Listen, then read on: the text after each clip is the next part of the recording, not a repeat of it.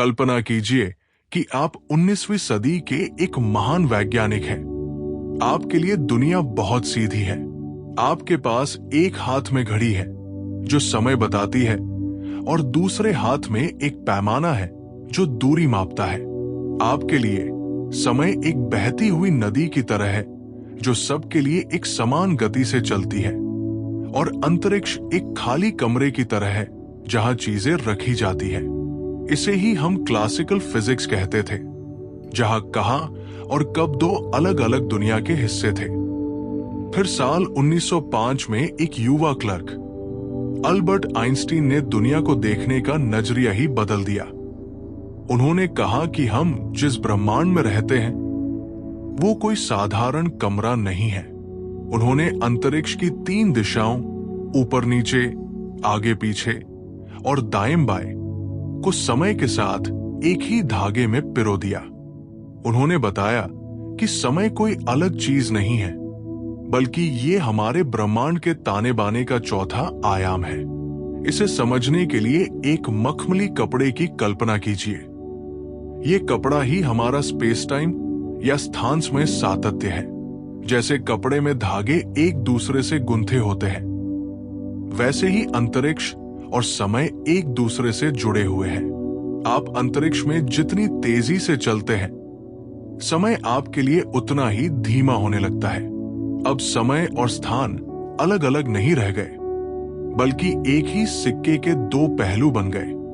जब आइंस्टीन ने इस 4D दुनिया की बात की तो गुरुत्वाकर्षण की परिभाषा ही बदल गई।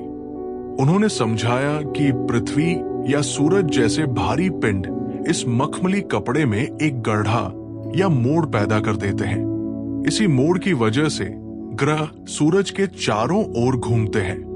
ये बिल्कुल वैसा ही है जैसे एक भारी गेंद को किसी चादर पर रखने से उसमें खिंचाव आता है। आज जब हम GPS का इस्तेमाल करते हैं या अंतरिक्ष के रहस्यों को समझते हैं, तो हम उसी 4D सातत्य का उपयोग कर रहे होते हैं। आइंस्टीन की इस कहानी ने हमें सिखाया कि ये ब्रह्मांड केवल लंबाई, चौड़ाई और ऊंचाई का खेल नहीं है। इसमें समय एक ऐसा खिलाड़ी है जो हर पल हमारे अस्तित्व को आकार दे रहा है।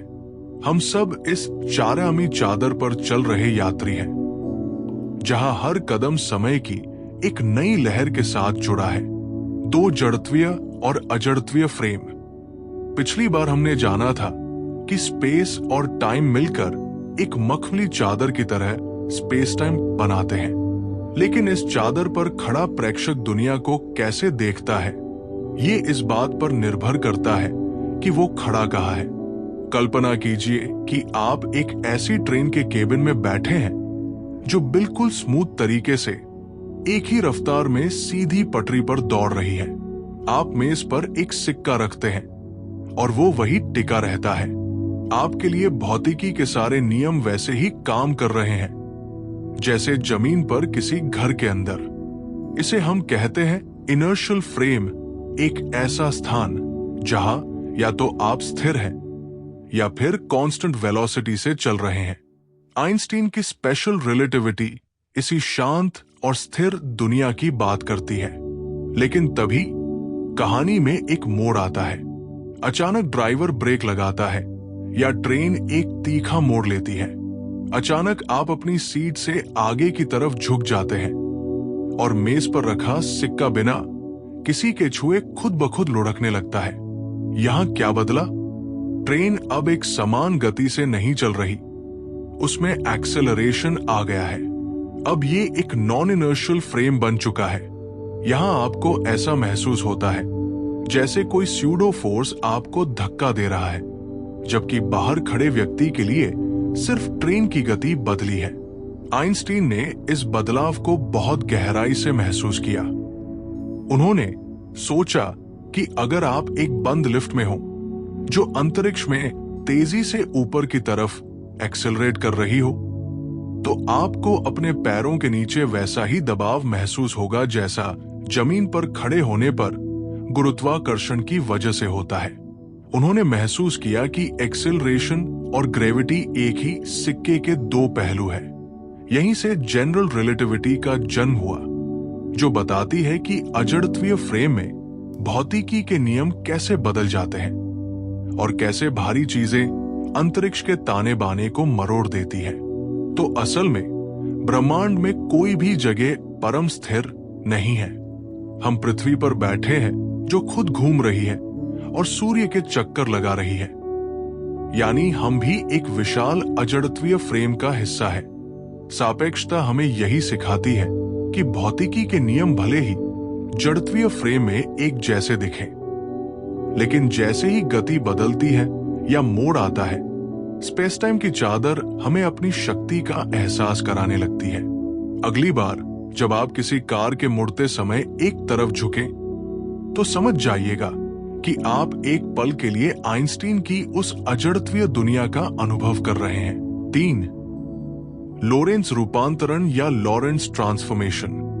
पिछली कड़ियों में हमने देखा कि कैसे अंतरिक्ष और समय एक मखमली चादर की तरह जुड़े हैं और कैसे हमारा फ्रेम ये तय करता है कि हमें दुनिया कैसी दिखेगी। लेकिन अब कहानी उस मोड़ पर आ गई है जहां हमारी सामान्य समझ और हकीकत के बीच एक बड़ी दीवार खड़ी हो जाती है, और उस दीवार का नाम है प्रकाश की गति। कल्पना कीजिए कि आप एक सुपरफास्ट स्पेसशिप में बैठे हैं जो प्रकाश की गति के करीब भाग रही है। आपका एक दोस्त जमीन पर खड़ा होकर आपको देख रहा है। पुराने जमाने के वैज्ञानिक जैसे गैलीलियो सोचते थे कि अगर आप ट्रेन में आगे की तरफ दौड़ेंगे तो आपकी गति और ट्रेन की गति बस आपस में जुड़ जाएगी। इसे गैलीलियन रूपांतरण कहा जाता था, एक सरल जोड़ घटाव का खेल। लेकिन जब बात रोशनी की आई तो आइंस्टीन ने पाया कि गणित का ये पुराना तरीका फेल हो गया है। ब्रह्मांड का नियम है कि प्रकाश की गति सबके लिए एक समान रहती है, चाहे आप कितनी भी तेज क्यों न भाग रहे हों। यहीं पर कहानी में प्रवेश होता है लॉरेंस ट्रांसफॉर्मेशन का। ये वो जादुई गणितीय सूत्र है जो तब काम आता है जब चीजें हाइपर स्पीड पर होती है। जैसे ही आपकी स्पेसशिप रफ्तार पकड़ती है, आपके दोस्त के लिए आपकी घड़ी धीमी पड़ने लगती है और आपकी जहाज की लंबाई सिकुड़ने लगती है। लोरेंस रूपांतरण हमें वह चश्मा देता है जिससे हम ये देख पाते हैं कि एक गतिशील कोऑर्डिनेट्स और एक स्थिर प्रेक्षक के निर्देशांक आपस में कैसे तालमेल बिठाते हैं। ये समीकरण हमें बताते हैं कि समय और स्थान कोई स्थिर खंभे नहीं हैं जिन्हें बदला न जा सके, बल्कि ये लचीले हैं। जब आप प्रकाश की गति के करीब पहुंचते हैं तो ये गणितीय फैक्टर सक्रिय हो जाता है और समय स्थान के बीच के फासले को मोड़ देता है। ये ऐसा है जैसे ब्रह्मांड खुद को सिकोड़ और फैला रहा हो ताकि प्रकाश की गति का नियम न टूटे। तो लोरेंस रूपांतरण केवल कुछ उबाऊ समीकरण नहीं है, बल्कि वे उस पुल की तरह है जो दो अलग अलग सच्चाइयों को जोड़ते हैं।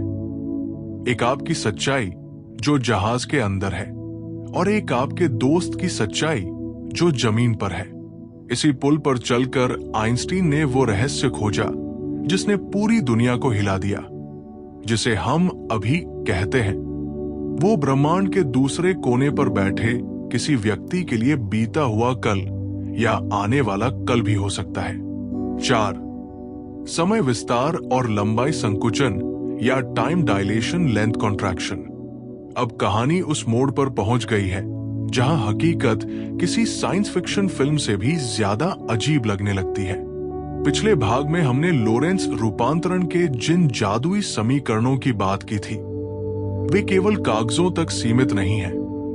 वे ब्रह्मांड के ताने बाने को भौतिक रूप से बदल देते हैं। इसे समझने के लिए कल्पना कीजिए कि आप और आपका एक जुड़वा भाई एक अनोखा प्रयोग कर रहे हैं। आपका भाई एक ऐसे स्पेसशिप में बैठता है जो प्रकाश की गति के लगभग करीब दौड़ सकता है, जबकि आप धरती पर रुककर उसका इंतजार करते हैं। जैसे ही वो जहाज अपनी चरम रफ्तार पकड़ता है, ब्रह्मांड की दो सबसे बुनियादी चीजें, समय और दूरी, अपनी फितरत बदल लेती है। सबसे पहले बात करते हैं टाइम डायलेशन की। जब आप धरती से दूरबीन लगाकर अपने भाई की घड़ी को देखते हैं तो आप दंग रह जाते हैं। उसकी घड़ी की सुइयां आपकी घड़ी के मुकाबले बहुत धीरे चल रही है। ऐसा नहीं है कि घड़ी खराब हो गई है, बल्कि उस तेज रफ्तार वाले जहाज के अंदर समय खुद सुस्त पड़ गया है। आइंस्टीन ने हमें समझाया कि समय कोई यूनिवर्सल अलार्म घड़ी नहीं है जो पूरे ब्रह्मांड के लिए एक साथ बजती हो। आप जितनी तेजी से अंतरिक्ष के स्पेस वाले हिस्से में यात्रा करेंगे, समय वाले हिस्से में आपकी गति उतनी ही धीमी हो जाएगी। लेकिन कहानी यही खत्म नहीं होती। जब आपका भाई उस जहाज के अंदर से बाहर की दुनिया को देखता है तो उसे एक और विचित्र अनुभव होता है, जिसे हम लेंथ कॉन्ट्रैक्शन कहते हैं। मान लीजिए वो जहाज एक बहुत लंबी सुरंग से गुजर रहा है। अपनी भयानक गति के कारण उसे वो सुरंग और पूरा अंतरिक्ष अपनी गति की दिशा में सिकुड़ा हुआ महसूस होता है। जो दूरी आपके लिए 10 प्रकाश वर्ष थी, उसके लिए वो शायद सिर्फ 4 प्रकाश वर्ष रह जाती है। ब्रह्मांड खुद को छोटा कर लेता है ताकि वो उसे उसकी मंजिल तक जल्दी पहुंचा सके। ये सब सुनकर ऐसा लग सकता है कि ये सिर्फ एक भ्रम है, लेकिन ये हकीकत है। अगर आपका भाई कुछ साल उस रफ्तार में बिताकर वापस आए तो वो पाएगा कि आप बूढ़े हो चुके हैं, जबकि वो अभी भी जवान है। समय और लंबाई का ये लचीलापन ही वो कीमत है जो ब्रह्मांड प्रकाश की गति को स्थिर रखने के लिए चुकाता है। हम जिस दुनिया को ठोस और स्थिर समझते हैं, वो वास्तव में रफ्तार के साथ रबर की तरह खिंचती और सिकुड़ती है। 5. गुरुत्वाकर्षण और वक्रता या ग्रेविटी एंड कर्वेचर। हमारी इस कहानी के आखिरी और सबसे भव्य पड़ाव पर आपका स्वागत है। अब तक हमने देखा कि कैसे तेज रफ्तार समय को धीमा कर देती है और दूरियों को सिकोड़ देती है। लेकिन अब एक बड़ा सवाल उठता है, आखिर ये स्पेस टाइम की चादर सिर्फ खींचती ही है या ये मुड़ भी सकती है? यहां आइंस्टीन ने अपनी जिंदगी का सबसे क्रांतिकारी विचार पेश किया। उन्होंने कहा कि गुरुत्वाकर्षण कोई रहस्यमयी चुंबकीय खिंचाव नहीं है, जैसा कि न्यूटन ने सोचा था। इसे समझने के लिए फिर से उस मखमली चादर की कल्पना कीजिए जिसे हम स्पेस टाइम कहते हैं। अगर आप उस तनी हुई चादर पर एक भारी लोहे की गेंद, मान लीजिए हमारा सूर्य, रख दें तो क्या होगा? वो चादर उस गेंद के वजन से नीचे की ओर धंस जाएगी और उसमें एक गहरा कर्व या वक्र बन जाएगा। अब कल्पना कीजिए कि आप एक छोटी कंची, मान लीजिए हमारी पृथ्वी, को उस चादर पर लुढ़काते हैं। वो कंची सीधी जाने के बजाय उस ढलान या मोड़ की वजह से सूर्य के चारों ओर चक्कर लगाने लगेगी। हमें धरती पर बैठे ऐसा लगता है जैसे सूर्य हमें अपनी ओर खींच रहा है, लेकिन हकीकत में पृथ्वी बस उस मुड़े हुए स्पेस टाइम के रास्ते पर चल रही है जिसे हम गुरुत्वाकर्षण कहते हैं। वो वास्तव में अंतरिक्ष और समय के निर्देशांकों की वक्रता है। यही वो जगह है जहां हमारी पुरानी निर्देशांक प्रणाली बदल जाती है। एक खाली ब्रह्मांड में निर्देशांक सीधी रेखाओं की तरह होते हैं, लेकिन जहां द्रव्यमान और ऊर्जा होती है, वहां ये रेखाएं किसी नदी के मोड़ की तरह मुड़ जाती है। जितना भारी पिंड होगा, वक्रता उतनी ही गहरी होगी। अगर कोई पिंड इतना भारी हो जाए कि वो उस चादर में एक अनंत छेद कर दे, तो जन्म होता है एक ब्लैक होल का, जहां से समय और प्रकाश भी बाहर नहीं निकल पाते। तो इस पूरी यात्रा का सार यह है कि ब्रह्मांड कोई स्थिर मंच नहीं है जिस पर तारे और ग्रह नाच रहे हैं, बल्कि मंच खुद नाच रहा है, मुड़ रहा है और समय के साथ बदल रहा है। हम और आप इसी मुड़ी हुई चादर के मुसाफिर हैं, जहां द्रव्यमान स्पेस को बताता है कि उसे कैसे मुड़ना है और मुड़ा हुआ स्पेस द्रव्यमान को बताता है कि उसे कैसे चलना है। सापेक्षता की ये कहानी हमें सिखाती है कि हमारी आंखें जो देखती है, हकीकत उससे कहीं ज्यादा गहरी और रोमांचक है। तो अंततः इस अद्भुत यात्रा का समापन उस एक विचार पर होता है जिसने विज्ञान की नींव हिला दी। हमने देखा कि कैसे हमारा ब्रह्मांड केवल लंबाई, चौड़ाई और ऊंचाई का एक स्थिर बक्सा नहीं है, बल्कि एक जीवित और लचीला स्पेस टाइम का ताना बाना है। जिस समय और स्थान को हम अटल सत्य मानते थे, वे वास्तव में हमारी गति और हमारे आसपास मौजूद भारी पिंडों के इशारों पर नाचते हैं। लोरेंज के समीकरणों से लेकर आइंस्टीन की वक्रता तक, ये पूरी कहानी हमें एक ही सच की ओर ले जाती है कि इस विशाल ब्रह्मांड में परम कुछ भी नहीं है। सब कुछ सापेक्ष या रिलेटिव है। जब हम अपनी इस यात्रा को पीछे मुड़कर देखते हैं तो समझ आता है कि गुरुत्वाकर्षण कोई अदृश्य जंजीर नहीं, बल्कि उस मखमली चादर की एक ढलान है जिस पर हम सब सवार हैं। अंतरिक्ष और समय के ये मुड़े हुए निर्देशांक ही तय करते हैं कि प्रकाश कैसे मुड़ेगा, ग्रह कैसे घूमेंगे और समय की लहरें किसके लिए कितनी धीमी होंगी।